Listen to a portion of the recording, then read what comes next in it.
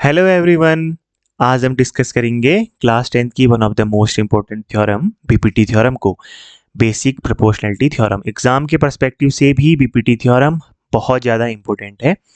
Exam में हमें किस तरीके से क्वेश्चन पूछता है, बोर्ड के पेपर में हमें वो क्वेश्चन में दे देता है और बोलेगा कि prove that if a line parallel to one side of the triangle to intersect the other two sides in the distinct points, the other two sides are divided in the same ratio। Basically BPT theorem हमें क्या बोलती है कि अगर हमारे पास इस तरीके से कोई एक ट्रायंगल है, ट्रायंगल ए बी सी, जहां पर ए बी साइड में अगर हम कोई पॉइंट डी ले लें और यहां से हम एक लाइन ड्रॉ करें डी ई जो कि पैरेलल है बी सी साइड के, देन उस सिनेरियो में A D upon D B equal to A E upon E C, यानी कि इनके जो रेशियो होते हैं वो क्या होते हैं, इक्वल होते हैं। तो जब भी इस तरीके से एग्जाम में क्वेश्चन आए तो हमें क्या करना है, सब स्टार्टिंग आंसर शीट में आंसर लिखते हुए हमें सबसे पहले उसी थ्योरम को रिपीट में लिखना है। थ्योरम को हम लिखेंगे, उसके बाद हम लिखेंगे given triangle ABC where DE parallel to BC, जो चीज यहाँ पे है वही चीज, और ये एग्जाम में हमें बना लेना है। गिवन जैसे हम मैक्सिमम स्टूडेंट क्या करते हैं, गिवन डेटा में इसको लिखते हैं, जो कि वेल एंड गुड, जो कि इनफ है। बट अगर आप गिवन के साथ साथ इस डायग्राम को ड्रॉ कर लेंगे तो और भी अच्छा, टीचर आपसे और ज़्यादा इंप्रेस हो जाएगा। या फिर वो स्टूडेंट जो बीपीटी थ्योरम को पूरा सॉल्व नहीं कर सकते, वो गिवन के साथ इस डायग्राम को तो बना ही लें। गिवन के बाद to prove A D upon D E equal to A E upon E C, ये रेशियो है, हमें इसको प्रूव करना है। नेक्स्ट लाइन में हम क्या करेंगे, हम करेंगे कंस्ट्रक्शन।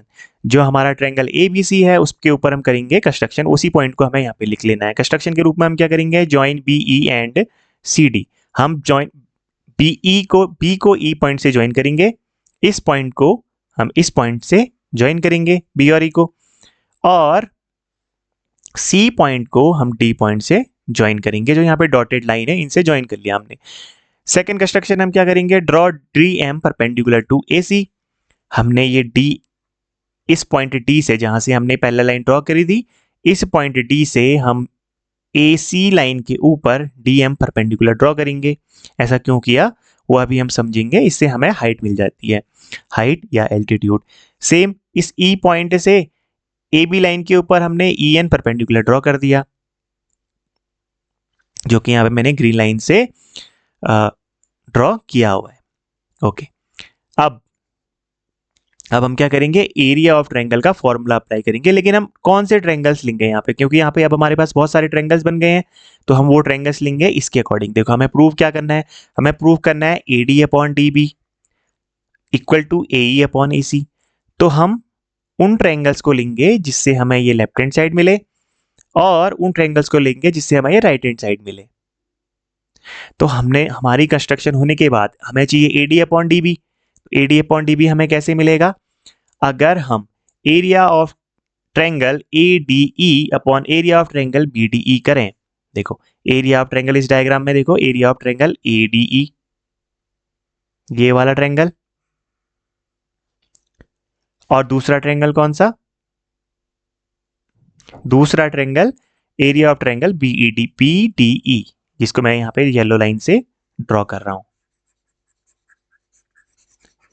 ओके, ये वाला ट्रायंगल, और जस्ट इसके ऊपर वाला ट्रायंगल, ये वाला ट्रायंगल, रेड एंड येलो। इन दोनों ट्रायंगल्स को जब आप ध्यान से देखोगे तो हमें एडी साइड मिल गई, यहां से हमें एडी साइड मिल रही है जो हमें चाहिए, और हमें बीडी साइड या डीबी साइड, ये वाली साइड मिल रही है इन दो ट्रायंगल से। तो हमने इन दोनों ट्रायंगल्स का क्या किया, यहाँ पे हम एरिया फाइंड आउट करेंगे, हमने इनका रेशियो निकाल लिया। तो एरिया ऑफ ट्रायंगल एडी कैसे निकलेगा, ट्रायंगल के एरिया का formula 1/2 into base into height. यहाँ पे हमने बेस कंसिडर किया है एडी साइड को, ट्रायंगल एडी के लिए हमारा हो गया बेस ये वाली साइड, और इसके लिए हाइट कौन सी साइड हो जाएगी, ये ई एन, जो हमने कंस्ट्रक्शन में परपेंडिकुलर को ड्रॉ किया था। चलो इसको इरेज कर लेते हैं, फिर समझ जाओगे। ठीक है, तो हाइट कौन सी रहेगी हमारी, जो हमने कंस्ट्रक्शन करके परपेंडिकुलर ड्रॉ किया, ये वाली हाइट हो गई। सेम ऐसी जब हम एरिया ऑफ ट्रायंगल बीडी में गए, अब बीडी के लिए हाफ इंटू बेस, हमें ये वाली साइड चाहिए थी, तो base into height, again height इसके लिए क्या हो गई हमारी, ई एन। यही वाला जो हमने परपेंडिकुलर ड्रॉ किया है, ये इस वाले ट्रायंगल के लिए हाइट हो गई। अब देखो बहुत सारे बच्चे यहाँ पर कंफ्यूज हो जाएंगे कि इसके लिए ये हाइट कैसी होगी, क्योंकि ये क्या है, ये ऑब्ट्यूस एंगल्ड ट्रायंगल है ना। ऑब्ट्यूस एंगल ट्रायंगल के लिए अगर हम बेस इसको कंसीडर कर रहे हैं तो हमारी हाइट ये रहेगी। नेक्स्ट स्लाइड में आपका कंफ्यूजन क्लियर हो जाएगा, मैंने बहुत अच्छे से एक्सप्लेन वहां पे किया हुआ है।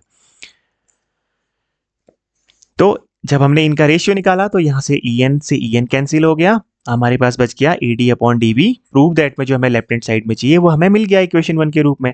सेकंड में हमने निकाला area of triangle AED upon area of triangle CED, half into AE into DM। AED के लिए अगेन है ना, जो ये ADE लिखा है वही ADE ये भी है, इसके लिए हमारा same to same half into AE into, यहां पर मैंने हाइट में क्या कर लिया, DM को लिख लिया। क्यों, देखो हम अब चले गए ADE में।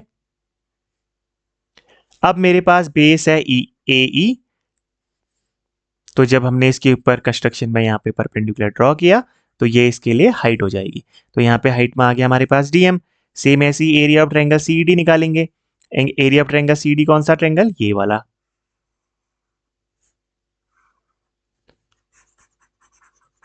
इसके लिए भी हाइट क्या रहेगी, DM इसके लिए हाइट रहेगी, है ना। अब हम इन दोनों ट्रायंगल्स के ऊपर ड्रिल कर रहे हैं, तो यहां से DM कैंसिल आउट, हाफ से हाफ कैंसिल आउट, और हमारे पास बच गया AE अपॉन EC, जो हमें राइट हैंड साइड पे चाहिए था। लेकिन अभी भी हमें AD upon DB equal to AE upon EC prove करने के लिए क्या होना चाहिए, हमारे लेफ्ट हैंड साइड भी हमारे इक्वल होने चाहिए। तो लेफ्ट हैंड साइड हमारे इक्वल कैसे होंगे, लेफ्ट हैंड साइड हमारे इक्वल होंगे इस 9th क्लास की छोटी सी थ्योरम का यूज करके। ये 9th क्लास की छोटी सी थ्योरम हमसे क्या कहती है, we know for the same base triangle situated between the same parallel lines have equal area, therefore area of triangle BDE equal to area of triangle CDE। देखिए जो यहाँ पे एरिया ऑफ ट्रायंगल है ना ABDE, ये वाला area equal हो जाएगा किसके, एरिया ऑफ ट्रायंगल CED के। कैसे, इस थ्योरम का यूज करते हुए। अब इस थ्योरम को हम समझते हैं डायग्राम में। इसका क्या मीनिंग है, इसका मीनिंग ये है कि अगर हम इसको बेस ले लें, for the same base according to 9th class theorem, for the same base triangle situated between the parallel lines, ये दो पैरेलल लाइंस हो गई। अब इनके बीच एक ट्रायंगल है ये BD और दूसरा ट्रायंगल है ये ट्रायंगल CED। तो इन दोनों ट्रायंगल्स का एरिया क्या होगा, इक्वल होगा अकॉर्डिंग टू दैट थ्योरम। और हम इन्हीं दोनों ट्रायंगल्स के साथ यहाँ पे डील करें जिन्हें मैं इक्वल करना था, तो हम कह सकते हैं कि ये वाला ट्रायंगल BDE और ये वाला ट्रायंगल CED, ये दोनों क्या होंगे, इक्वल। और जैसे ये दोनों इक्वल हो गए, अब हम इस BDE की जगह पे हम CD लिख सकते हैं, या ऐसे कर लो कि इस BD को सेम रहने दो और यहाँ पे CD की जगह पे हम क्या कर सकते हैं, BD को लिख सकते हैं। तो यहाँ पे मैंने नेक्स्ट लाइन में लिख लिया कि area of triangle BDE equal to area of triangle CDE, therefore area of triangle, अब लेफ्ट हैंड साइड इक्वल हो गए ना हमारे, area of triangle ADE upon BDE और area of triangle ADE upon BDE, इस CED की जगह पे मैंने क्या लिख लिया, BD लिख लिया, यानी कि लेफ्ट हैंड साइड इक्वल हो गई। देयरफॉर हम कह सकते हैं इसकी राइट हैंड साइड भी क्या होंगी, इक्वल होगी, यानी कि AD upon DB equal to AE upon EC। यहाँ से ये हमारा प्रूफ हो गया, सिंपल, यहाँ से हमारी BPT थ्योरम प्रूफ हो गई। अब नेक्स्ट लाइन, कंफ्यूजन क्लियर। यहाँ पे क्या स्टूडेंट्स को क्या कहाँ पे कंफ्यूजन होता है कि देखो जब हम क्या कर रहे हैं, हम इस वाले ट्रायंगल को लेते हैं ना, इस वाले ट्रायंगल को लेते हैं हम, एरिया ऑफ ट्रायंगल ADE लेते हैं। तो यहाँ पे जब हम फॉर्मूला अप्लाई करते हैं तो हाइट तो ये हो सकती थी, है ना, ये एक्यूट एंगल ट्रायंगल है, तो ऑब्वियसली हम हाइट इसको कंसीडर कर सकते हैं। लेकिन हम जब हम बेस इसको मानेंगे तो हमें हाइट इसको लेना पड़ेगा, राइट। देखो यहां पर समझो, ये हमने एक्यूट एंगल ट्रायंगल को अलग से ड्रॉ कर लिया। अगर मैं इसको ड्रॉ करूं यहां पर, तो ऑब्वियसली इस ट्रायंगल के लिए हाइट हमारी इसको कंसीडर किया जाएगा, लेट्स से AP। तो यहाँ पे AP ये हमारी क्या हो जाएगी, हाइट हो जाएगी। लेकिन अभी हम BPT थ्योरम को प्रूव करते समय इस AD साइड को हम बेस मान के चल रहे थे, तो हमने जब कंस्ट्रक्शन में यहाँ से परपेंडिकुलर ड्रॉ किया तो हाइट हमारी ये मानी जाएगी। चलो ये तो सिंपल हो गया है ना। जैसे हाइट कैसे मेजर करते हैं, ये आप, तो अगर आपकी हाइट मेजर करनी है तो बेस से, आपके पाँवों से आपके सर तक, आपके फुट से आपके हेड तक हम इसको मेजर करेंगे, है ना। तो ये वही चीज है, इस ट्रायंगल में हमने बेस से हाइट को मेजर कर लिया। अगर बेस ये होता तो बेस से हाइट को मेजर करते, वही हमने किया। सेकंड में जहां पर स्टूडेंट्स को कंफ्यूजन हुआ वो कहां पर, यहां पर, है ना। चलो ये तो ठीक है, स्टूडेंट को कंफ्यूजन हुआ इस ट्रायंगल को लेते समय, BDE या CD को लेते समय। देखो स्टूडेंट जब इसको इस ट्रायंगल को लेते हैं कि अब इस ट्रायंगल में हमने इस साइड DE को हाइट क्यों नहीं माना। वो इसलिए नहीं माना क्योंकि ये ट्रायंगल क्या है, हमारा ऑब्ट्यूस एंगल ट्रायंगल है। अगर हम इस EC को बेस मानेंगे तो ये हमारा क्या बन जाएगा, ऑब्ट्यूस एंगल ट्रायंगल बन जाएगा। जो देखो यहाँ पे नीचे देखो इसको, ठीक है। ये हमने CED ट्रायंगल को ड्रॉ कर लिया। ऑब्ट्यूस एंगल ट्रायंगल यानी कि एक एंगल कम से कम 90 डिग्री से बड़ा होना चाहिए, तो वो बड़ा है। अब देखो अगर इसके लिए हाइट मेजर करोगे तो हाइट ये थोड़ी ना रहेगी, इसकी हाइट यहाँ पे मेजर नहीं कर सकते। ये इसकी हाइट रहेगी नहीं, ये इसकी हाइट रहेगी नहीं। इसका जो बेस है यानी कि ये, और जो इसका फुट है यानी कि ये, तो यहां से लेकर यहां तक इसकी हाइट मानी जाएगी, है ना। अगर आपके पास ये कोई एनिमल है आपके पास, है ना, पैरी द प्लेटिपस, या आपके घर का डॉग, तो इसकी तो ये लंबाई मानी जाएगी ना, ये लेंथ मानी जाएगी। अगर इसकी हाइट मेजर करनी है तो वो यहां से यहां तक इसकी हाइट मेजर होगी। तो वैसे ही ऑब्ट्यूस एंगल ट्रायंगल है, तो इसकी हाइट हम इस तरीके से मेजर तो कर नहीं सकते। तो हमने क्या किया, इस तरीके से हमने एक्सटीरियर पॉइंट पे हम ड्रॉ करते हैं। यहाँ पे एक्सटीरियर में हमने क्या किया, परपेंडिकुलर ड्रॉ किया, और ये हमें इसकी हाइट मिल गई DM। तो जो हमने कंस्ट्रक्शन किया था ना यहाँ पे, जब हमने इसमें एरिया निकाला तो ये DM इसकी हमारी हाइट मानी जाएगी। Confusion clear. हाँ, एक केस में इसकी हाइट दूसरी मानी जा सकती थी, अल्टीट्यूड।